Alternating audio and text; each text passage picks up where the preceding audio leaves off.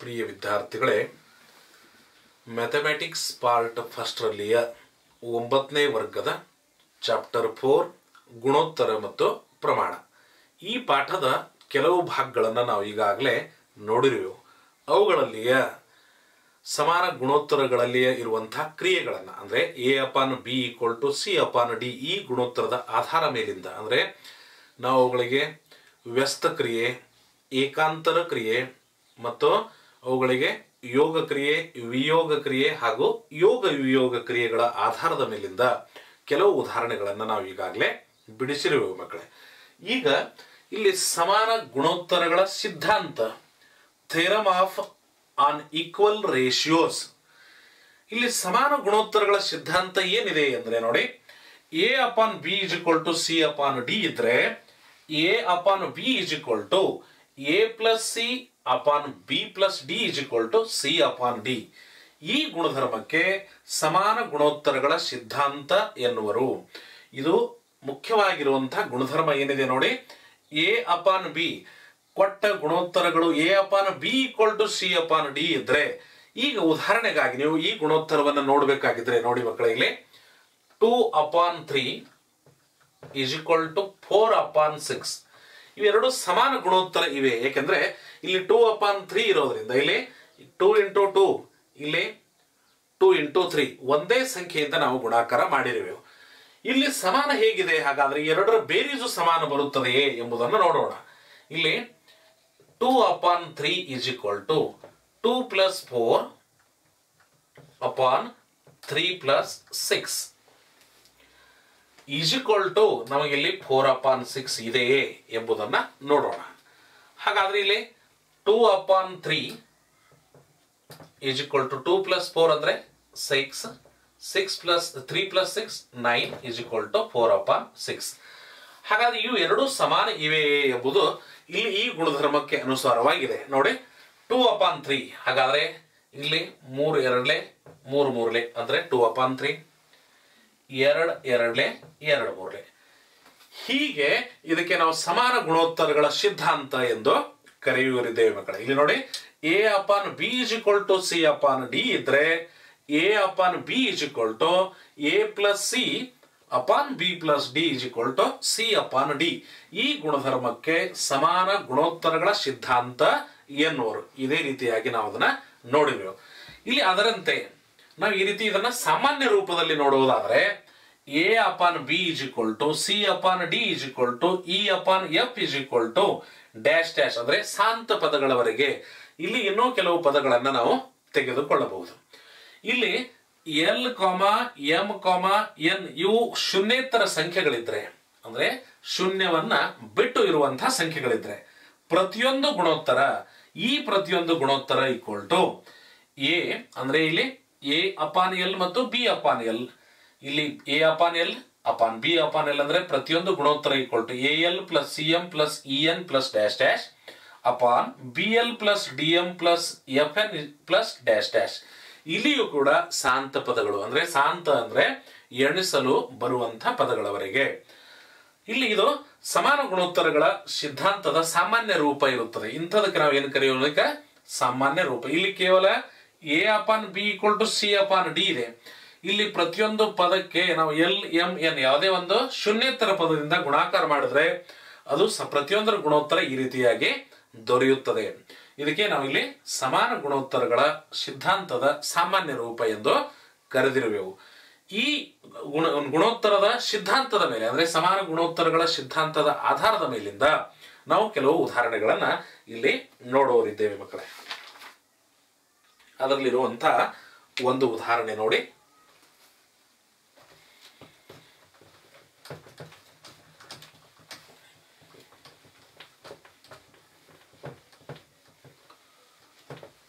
ಇಲ್ಲಿ ಉದಾಹರಣೆ ಹೇಗಿದೆ ನೋಡಿ.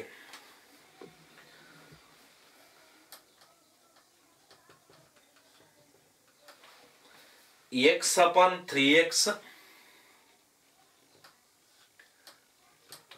y - z =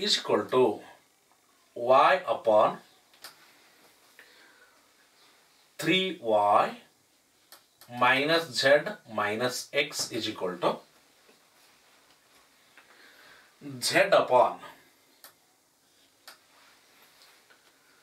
3z minus x minus y ಮತ್ತು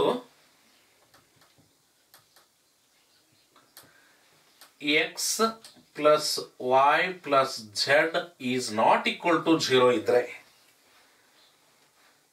ಪ್ರತಿಯೊಂದು ಗುಣೋತ್ತರ ಇದ್ದರೆ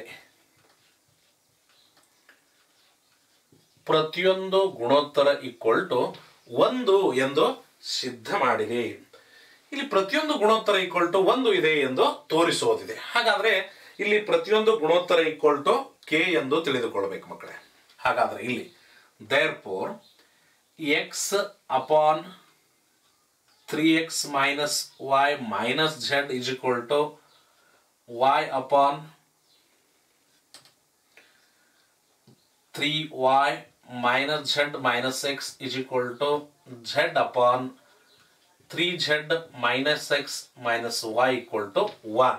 Sorry, ಇಲ್ಲಿ k ನಾವಿಲ್ಲಿ k ಎಂದು ತಿಳಿಯುವ ಅಥವಾ k ಇರಲಿ, ಇದು ಸ್ಥಿರಾಂಕ ಇದೆ.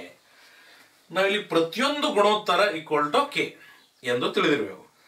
ಆದ್ದರಿಂದ ಇಲ್ಲಿ ಸಮಾನ ಗುಣೋತ್ತರಗಳ ಸಿದ್ಧಾಂತಕ್ಕನುಸಾರವಾಗಿ therefore ಸಮಾನ ಗುಣೋತ್ತರಗಳ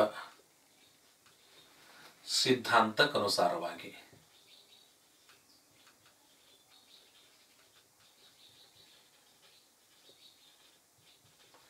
ಇಲ್ಲಿ ಸಮಾನ ಗುಣೋತ್ತರಗಳ ಸಿದ್ಧಾಂತಕ್ಕನುಸಾರವಾಗಿ ಅಂದ್ರೆ ಪ್ರತಿಯೊಂದು ಗುಣೋತ್ತರ ಈಕ್ವಲ್ ಟು ಅಂದ್ರೆ k ಈಕ್ವಲ್ ಟು ಎಂದ ಹಾಗೆ therefore k is equal to ಇಲ್ಲಿ ಪ್ರತಿಯೊಂದು ಗುಣೋತ್ತರವನ್ನು ತೆಗೆಯುವ ಸಮಾನ ಗುಣೋತ್ತರಕ್ಕನುಸಾರವಾಗಿ ಎಲ್ಲ ಅಂಶಗಳ ಬೇರೀಜ್ ಮತ್ತು ಛೇದಗಳ ಬೇರೀಜ್ ಅನ್ನ ಅಥವಾ ವಜಾಬಾಕಿಯನ್ನ ಮಾಡಿದ್ರೆ ನಮಗೆ ಯಾವ್ದು ದೊರೆಯುತ್ತದೆ ಎಂಬುದನ್ನ ಇಲ್ಲಿ ನೋಡಬೇಕು. ಹಾಗಾದ್ರೆ x plus y plus z ಇಲ್ಲಿ x plus y plus z is not equal to 0 ಎಂದು ಕೊಡಲಾಗಿದೆ. upon 3x minus y minus z plus 3y minus z minus x plus 3z minus x minus y ಇಲ್ಲಿ ಅಂಶದಲ್ಲಿ ಇರೋದನ್ನ ಬೇರೀಜು ಮತ್ತು ಛೇದದಲ್ಲಿ ಇರೋದನ್ನು ಕೂಡ ಬೇರೀಜು ಮಾಡಲಾಗಿದೆ. ಈಸ್ ಈಕ್ವಲ್ ಟು ಪುನಃ x plus y plus z upon ಇಲ್ಲಿ ಪ್ರತಿಯೊಂದು ಕಂಸವನ್ನ ಬಿಡಿಸಿ ಇಡಲಾಗಿ. ಹಾಗಾದ್ರೆ ನೋಡಿ 3x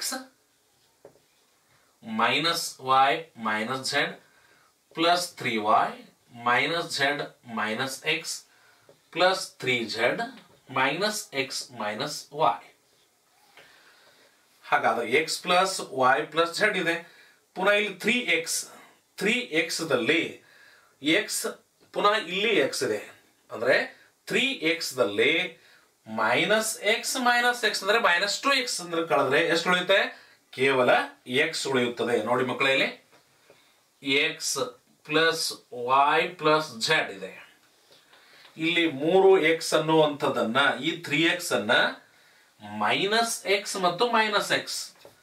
ಹಾಗಾದ್ರೆ 3x ದಲ್ಲಿ ಈ ಮೈನಸ್ 2x ಅನ್ನು ಕಳೆದ್ರೆ ಕೇವಲ x ಉಳಿಯುತ್ತದೆ. ಅದೇ ರೀತಿಯಾಗಿ 3y ಇದೆ. 3y ದಲ್ಲಿ ಮೈನಸ್ y ಮತ್ತು ಮೈನಸ್ y ಅಂದ್ರೆ ಮೈನಸ್ 2y, ಇಲ್ಲಿ ಪ್ಲಸ್ y. ಆ ನಂತರ z ರೂಪದಲ್ಲಿರುವಂಥದ್ದು 3z ದಲ್ಲಿ ಮೈನಸ್ z ಅಂದ್ರೆ ಮೈನಸ್ 2z. 3z ದಲ್ಲಿ ಮೈನಸ್ 2z ಹೋದ್ರೆ ಕೇವಲ z ಉಳಿಯುತ್ತದೆ. ಹಾಗಾದ್ರೆ x plus y plus z is not equal to 0 ಅಂದ್ರೆ ಛೇದದಲ್ಲಿರೋ ಸಂಖ್ಯೆ ಶೂನ್ಯ ಇಲ್ಲ. ಇಲ್ಲಿ x plus y plus z is not equal to 0 ಇದು ಕೊಡಲಾಗಿದೆ. ಆದ್ದರಿಂದ ಇಲ್ಲಿ k ಈಸ್ ಈಕ್ವಲ್ ಟು 1. ಹಾಗಾದ್ರೆ ಪ್ರತಿಯೊಂದು ಗುಣೋತ್ತರ ಈಕ್ವಲ್ ಟು ಇಲ್ಲಿ ಪ್ರತಿಯೊಂದು ಗುಣೋತ್ತರ ಈಕ್ವಲ್ ಟು ನಾವಿಲ್ಲಿ k ಎಂದು ತಿಳಿದಿರೋ, ಹಾಗಾದ್ರೆ ಪ್ರತಿಯೊಂದು ಗುಣೋತ್ತರ ಈಕ್ವಲ್ ಟು 1 ಎಂದು ಸಿದ್ಧವಾಗುತ್ತದೆ ಮಕ್ಕಳೇ. therefore ಇದು ಪೂರ್ಣ ಇನ್ನೊಮ್ಮೆ ನೋಡಿ, x upon 3x minus y minus z is equal to y upon 3y minus z minus x is equal to z upon 3z minus x minus y equal to ಇಲ್ಲಿ 1 ಎಂದು ದೊರೆಯುತ್ತದೆ. ಈ ರೀತಿಯಾಗಿ ಉದಾಹರಣೆಯನ್ನ ಬಿಡಿಸಬೇಕಾಗುತ್ತೆ ಮಕ್ಕಳೇ. ನಾವು ಇನ್ನೂ ಒಂದು ಉದಾಹರಣೆಯನ್ನ ನೋಡೋಣ. ಇಲ್ಲಿ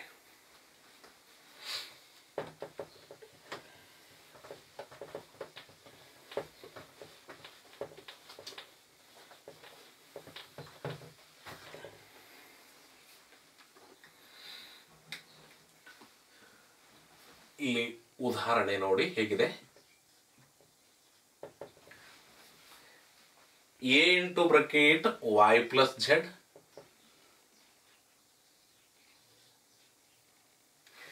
a into bracket y plus z is equal to b into bracket z plus x is equal to c into bracket x plus y. A is a into bracket y plus z equal to b into bracket z plus x is equal to c into bracket x plus y. ಮತ್ತು a b c ಯಾವುದೇ ಎರಡು ಸಂಖ್ಯೆಗಳು ಸಮಾನ ಇರುವುದಿಲ್ಲ. a is equal to b is equal to c ಈ ರೀತಿ ಯಾವುದೇ ಸಂಖ್ಯೆ ಸಮಾನ ಇರುವುದಿಲ್ಲ. ಮತ್ತು a, b, c ಈ ಯಾವುದೇ ಎರಡು ಸಂಖ್ಯೆಗಳು ಸಮಾನ ಇರುವುದಿಲ್ಲ ಅಂದ್ರೆ ಇಲ್ಲದಿದ್ದರೆ ಆಗ y minus z upon a into bracket b minus c is equal to z minus x upon b into bracket c minus a is equal to x minus y upon c into bracket a minus b ಎಂದು ಸಿದ್ಧ ಮಾಡಿರಿ. ಹೇಗಿದೆ ಉದಾಹರಣೆ ನೋಡಿ. ಇಲ್ಲಿ a into bracket y plus z is equal to b into bracket z plus x is equal to c into bracket x plus y ಮತ್ತು a, b, c ಇವುಗಳಲ್ಲಿಯ ಯಾವುದೇ ಎರಡು ಸಂಖ್ಯೆಗಳು ಸಮಾನ ಇರುವುದಿಲ್ಲ. ಅಂದ್ರೆ ಯಾವುದೇ ಎರಡು ಇಲ್ಲಿ ಎ ಮತ್ತು ಬಿ ಗಳು ಸಮಾನ ಇಲ್ಲ, ಬಿ ಮತ್ತು ಸಿ ಗಳು ಕೂಡ ಸಮಾನ ಇಲ್ಲ, ಎ ಮತ್ತು ಸಿ ಕೂಡ ಸಮಾನ ಇರುವುದಿಲ್ಲ. ಇಲ್ಲದಿದ್ರೆ ಆಗ y minus z upon a into bracket b minus c, z minus x upon b into bracket c minus a ಮತ್ತು x minus y upon c into bracket a minus b ಎಂದು ಸಿದ್ಧ ಮಾಡಿರಿ ಇಲ್ಲಿ ಹೇಳಿದ್ದಾರೆ. ಹಾಗಾದ್ರೆ ಇಲ್ಲಿ ಮೊದಲಿಗೆ ಕೊಟ್ಟಿರ್ತಕ್ಕಂಥ ಗುಣೋತ್ತರವನ್ನ ಇಲ್ಲಿ ಎ ಇದೆ, ಛೇದದಲ್ಲಿ ನಮಗೆ ಎ ಬಿ ಸಿ ಬೇಕಾಗಿರುವು, ಆದ್ರೆ ಇಲ್ಲಿ ಅಂಶದಲ್ಲಿ ಛೇದ ಇದೆ.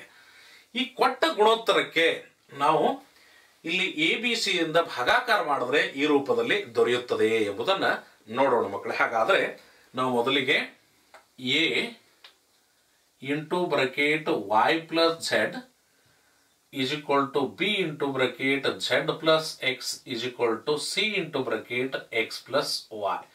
ಇದು ಕೊಟ್ಟ ಸಂಗತಿ ಇದೆ. ಇಲ್ಲಿ ಪ್ರತಿಯೊಂದು ಪದಕ್ಕೆ ನಾವು ಎ ಬಿ ಸಿ ಇಂದ ಭಾಗಿಸಲಾಗಿ ಇಲ್ಲಿ ಪ್ರತಿಯೊಂದು ಪದಕ್ಕೆ ಎ ಬಿ ಸಿ ದಿಂದ ಭಾಗಿಸಲಾಗಿ. ಯಾಕೆ ಭಾಗಿಸಬೇಕು ಇಲ್ಲಿ ಎ ಬಿ ಸಿ ಅಂತ ಅಂದ್ರೆ ಇಲ್ಲಿ ಛೇದದಲ್ಲಿ ಎ ಬಿ ಸಿ ಕಾಣ್ತಾ ಇದೆ, ಆದ್ರೆ ಇಲ್ಲಿ ಅಂಶದಲ್ಲಿ ಎ ಬಿ ಸಿ ಇರೋದ್ರಿಂದ ನಾವು ಛೇದ ಸ್ಥಾನದಲ್ಲಿ ಎ ಬಿ ಸಿ ಇಂದ ಭಾಗಾಕಾರ ಮಾಡಿದ್ರೆ ಇಲ್ಲಿ ಅಂಶದಲ್ಲಿಯ ಎ ಬಿ ಸಿಗಳು ಹೋಗಿ ಕೆಳಗಡೆ ಛೇದದಲ್ಲಿ ಉಳಿಯುವಂಥದ್ದು. ಆದ್ದರಿಂದ ಹಾಗಾದ್ರೆ ಇಲ್ಲಿ ಭಾಗಿಸಿ A into bracket y plus z upon A B C, b into bracket z plus x upon abc is equal to c into bracket x plus y upon abc. ಹಾಗಾದ್ರೆ ಇಲ್ಲಿ a get cancel, b get cancel, ಅನಂತರ c ಹಾಗೂ c cancel ಆಗುತ್ತೆ. ಹಾಗಾದ್ರೆ y plus z upon bc, z plus x upon ac, x plus y upon A B ಎನ್ನುವಂಥ ಗುಣೋತ್ತರ. Therefore ಇಲ್ಲಿ y plus z upon B C is equal to z plus x upon A C equal to x plus y upon A B is equal to K ಇರಲಿ ಅಥವಾ K ಎಂದು ತಿಳಿಯುವ. ಈಗ ನಮಗೆ ಸಮಾನ ಗುಣೋತ್ತರ ಯಾವ ಬೇಕಾಗಿರು ಎನ್ನುವಂಥದ್ದು ತೆಗೆದುಕೊಳ್ಳಬಹುದು. ಹಾಗಾದ್ರೆ ನೋಡಿ, ಎ ಬಿ ಎ ಸಿ ಇರುವಂಥದ್ದು, ಎ ಬಿ ಮತ್ತು ಎ ಸಿ ಇರುವಂಥದ್ದು. ಆದ್ದರಿಂದ ಇಲ್ಲಿ ಸಮಾನ ಗುಣೋತ್ತರ ಸಿದ್ಧಾಂತಕ್ಕನುಸಾರವಾಗಿ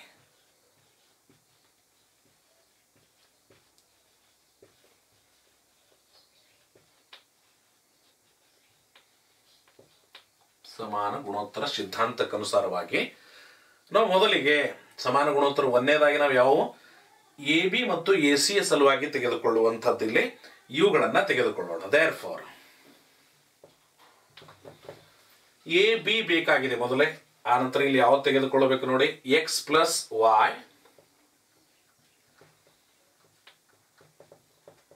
ಅಪಾನ್ ಎ ಬಿ ಮೈನಸ್ ಚಿಹ್ನೆ ತೆಗೆದುಕೊಳ್ಳಿ, ಅಲ್ಲಿ ಝೆಡ್ ಪ್ಲಸ್ ಎಕ್ಸ್ ಅಪಾನ್ ಇಲ್ಲಿ a c is equal to k. ಇಲ್ಲಿ ಸಮಾನ ಗುಣೋತ್ತರ ಇದೆ. ಇವುಗಳಲ್ಲಿ ಈ ಕಂಸದಲ್ಲಿರುವುದನ್ನು therefore x plus y minus z minus x upon, ಈ ಎರಡರಲ್ಲಿ ಸಾಮಾನ್ಯ ಪದ ನಮಗೆ ಎ ತೆಗೆಯಲು ಬರುತ್ತೆ. A into bracket b minus c is equal to k. ಹಾಗಾದ್ರೆ ಇಲ್ಲಿ ಎಕ್ಸ್ ಎಕ್ಸ್ ಗೆಟ್ ಕ್ಯಾನ್ಸಲ್, ಏನು ಉಳಿತೆ ನೋಡಿ, ವೈ ಮೈನಸ್ ಝೆಡ್ ಮೊದಲನೇ ಪದ ನಮಗಿಲ್ಲಿ ದೊರೆಯುವಂಥದ್ದು. Therefore y minus z upon a into bracket b minus c equal to k. ಇದಕ್ಕೆ ವಿಧಾನ 1. ಅದರಂತೆ ನಾವು ಇದೇ ರೀತಿಯಾಗಿ ಸಮಾನ ಗುಣೋತ್ತರ ಸಿದ್ಧಾಂತಕ್ಕನುಸಾರವಾಗಿ ಅದರಂತೆ ನಮಗೆ ಎರಡನೇದು ಬೇಕಾಗಿರುವಂಥದ್ದು ಬಿ ಸಿ ಮತ್ತು ಬಿ ಎ. ಇಲ್ಲಿ ಬಿ ಸಿ ಮತ್ತು ಎ ಬಿ ಇವುಗಳನ್ನು ತೆಗೆದುಕೊಳ್ಳಬಹುದು. ಹಾಗಾದರೆ ವೈ ಪ್ಲಸ್ ಝೆಡ್ ಮೈನಸ್ ಚಿಹ್ನೆ, ಆ ನಂತರ ಇನ್ನೂ ಒಂದು ಇಲ್ಲಿ ಯಾವುದಿದೆ ನೋಡಿ, ಬಿ ಸಿ ಇದಾಯಿತು. ಪುನಃ ಇನ್ನೊಂದು ಯಾವುದಿದೆ ಇಲ್ಲಿ ಬಿ ಎ ಬೇಕಾಗಿರೋದ್ರಿಂದ x plus y upon B c minus a B is equal to k. ಪುನಃ ಇಲ್ಲಿಯೂ ಕೂಡ ಅದೇ ರೀತಿಯಾಗಿ therefore y plus z minus x minus y upon ಈ ಎರಡರಲ್ಲಿ ಸಾಮಾನ್ಯ ಪದ b into bracket c minus a. ಈ ರೀತಿಯಾಗಿ ಇಲ್ಲಿ y get cancel, therefore z minus x upon b into bracket c minus a equal to k. ಇದಕ್ಕೆ ವಿಧಾನ 2 ಎನ್ನೋಣ. ಹಾಗೂ ಕೊನೆಯದಾಗಿ ಇಲ್ಲಿ ಮೂರನೇದೇನಿದೆ ನೋಡಿ, C A minus C B. ಇಲ್ಲಿ ಸಿ ಎ ಅಂದ್ರೆ ಎ ಸಿ ಮತ್ತು ಬಿ ಸಿ ಅನ್ನ ತೆಗೆದುಕೊಳ್ಬೇಕು. z plus x minus y plus z upon A C minus B C equal to K. Therefore z plus x minus y minus z upon C into bracket A minus B is equal to K. ಇಲ್ಲಿಯೂ ಕೂಡ z get cancel. Therefore x minus y upon c into bracket a minus b equal to k. ಇದಕ್ಕೆ ವಿಧಾನ 3 ಎನ್ನೋಣ. ಆದ್ದರಿಂದ ವಿಧಾನ 1, 2, 3 ಇಲ್ಲಿ ವಿಧಾನ 1 ಮತ್ತು 2 ಹಾಗೂ 3ರಿಂದ ವಿಧಾನ 1, 2 ಮತ್ತು 3ರಿಂದ ನಾವು ಈ ರೀತಿಯಾಗಿ ಇಲ್ಲಿ ಈ ರೀತಿ ಈಕ್ವಲ್ ಟು ಕೆ ಎಂದು ತೋರಿಸಬಹುದು. ವಿಧಾನ 1, 2 ಮತ್ತು 3ರಿಂದ ಈ ಸಿದ್ಧತೆಯನ್ನು ನಾವು ಈ ರೀತಿ ತೋರಿಸಲು ಬರುತ್ತದೆ ಮಕ್ಕಳೇ. ಇಲ್ಲಿ ವಿಧಾನ 1ರಲ್ಲಿ ನೋಡಿ, ವಿಧಾನ 1ರಲ್ಲಿ ಇರುವಂತಹದ್ದು ಇಲ್ಲಿ, ಆನಂತರ ವಿಧಾನ 2, ಆನಂತರ ವಿಧಾನ 3 ಈಕ್ವಲ್ ಟು ಕೆ ಇರುತ್ತೆ. ಅಂದ್ರೆ ಪ್ರತಿಯೊಂದು ಗುಣೋತ್ತರ ಈಕ್ವಲ್ ಟು ಇದನ್ನ ನಮಗೆ ತೋರಿಸಲು ಈ ರೀತಿಯಾಗಿ ಸಿದ್ಧತೆಯನ್ನ ಮಾಡಬಹುದು ಮಕ್ಕಳೇ. ನಾವು ಇನ್ನೂ ಒಂದು ಉದಾಹರಣೆಯನ್ನ ಇಲ್ಲಿ ನೋಡೋಣ. ಇದರಲ್ಲಿರುವಂಥದ್ದು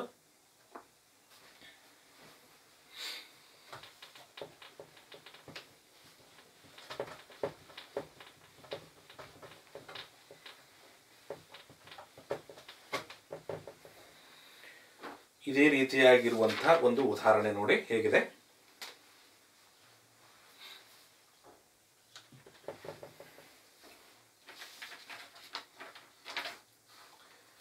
(16x² minus 20x plus 9 upon 8x² plus 12x plus 21 is equal to 4x minus 5 upon 2x plus 3. ಇಲ್ಲಿ ನಮಗೆ ಎಕ್ಸದ ಬೆಲೆ ತೆಗೆಯುವುದಿದೆ. ಎಕ್ಸದ ಬೆಲೆ ಹೇಗೆ ತೆಗೆಯುವುದು? ಇಲ್ಲಿ ನಾವು ಈಗಾಗಲೇ ಇಂಥ ಉದಾಹರಣೆಗಳನ್ನ ಸಮಾನ ಗುಣೋತ್ತರದಲ್ಲಿಯೂ ಕೂಡ ನಾವು ಈಗಾಗಲೇ ನೋಡಿರುವೆವು.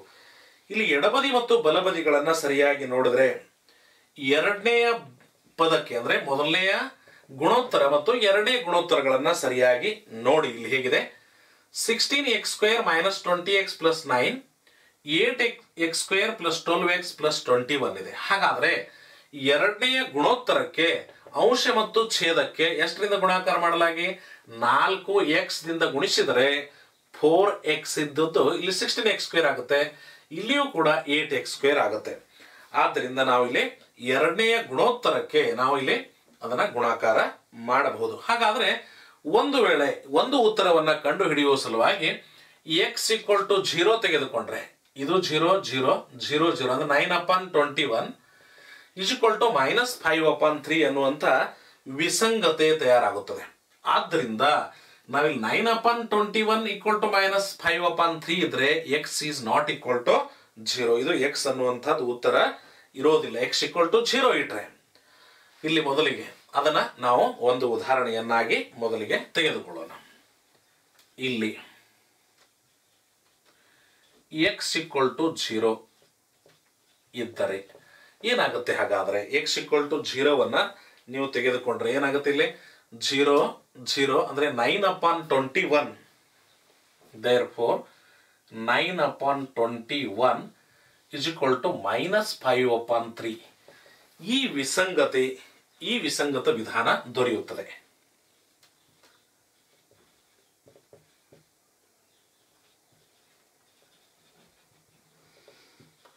ಇಲ್ಲಿ ಈ ವಿಸಂಗತ ವಿಧಾನ ದೊರೆಯೋದ್ರಿಂದ therefore x is not equal to 0. x ಅನ್ನುವಂಥದ್ದು ಇಲ್ಲಿ ಶೂನ್ಯ ಇರುವುದಿಲ್ಲ. ಆದ್ದರಿಂದ ನಾವು ಎರಡನೇ ಗುಣೋತ್ತರಕ್ಕೆ 4x ಇಂದ ಗುಣಾಕಾರ ಮಾಡೋದನ್ನ ನೋಡೋಣ. ಆದ್ದರಿಂದ ಎರಡನೆಯ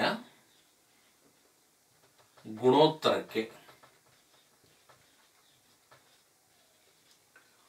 4x ದಿಂದ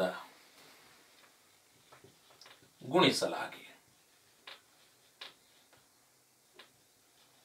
ಇಲ್ಲಿ ಗುಣಿಸಲಾಗಿ ಅಂದ್ರೆ ಅಂಶ ಮತ್ತು ಛೇದಕ್ಕೆ ಎರಡೂ ಬದಿಗೆ ಗುಣಾಕಾರ ಮಾಡೋಣ. therefore 16x² minus 20x plus 9 upon 8x² plus 12x plus 21 is equal to ಇಲ್ಲಿ 4x ದಿಂದ ಗುಣಾಕಾರ 4x into bracket 4x minus 5 upon 4x into bracket 2x plus 3.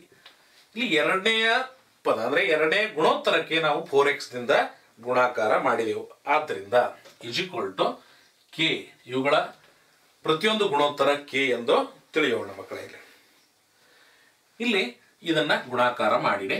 16x² minus 20x plus 9 upon 8x² plus 12x plus 21 is equal to 4x into 4x ಅಂದರೆ 16x square minus 20x upon ಇಲ್ಲಿಯೂ ಕೂಡ 8x square ಇಲ್ಲಿ 4x into 3 ಅಂದರೆ 12x is equal to K.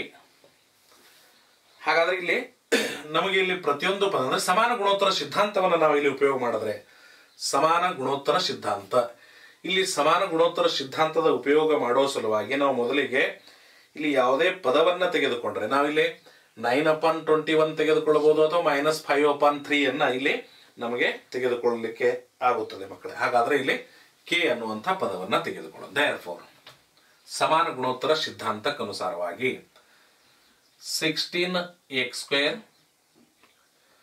Minus 20x plus 9 minus 16x square minus into minus ಅಂದರೆ ಇಲ್ಲಿ plus 20x upon ನಾವು ಋಣ ಮಾಡಲಾಗಿ 8x square plus 12x plus 21 minus 8x square minus 12x is equal to K.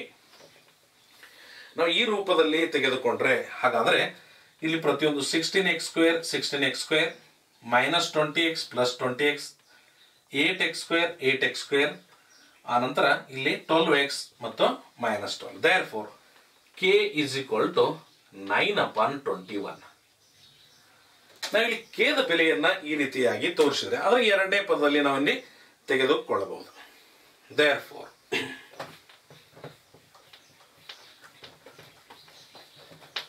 ನಾವಿಲ್ಲಿ ಪ್ರತಿಯೊಂದು ಪದ ಪ್ರತಿಯೊಂದು ಗುಣೋತ್ತರವನ್ನ K ಇದೆ ಎಂದು ತಿಳಿದಿರಬೇಕು. Therefore 4x minus 5 upon 2x plus 3 is equal to 9/21.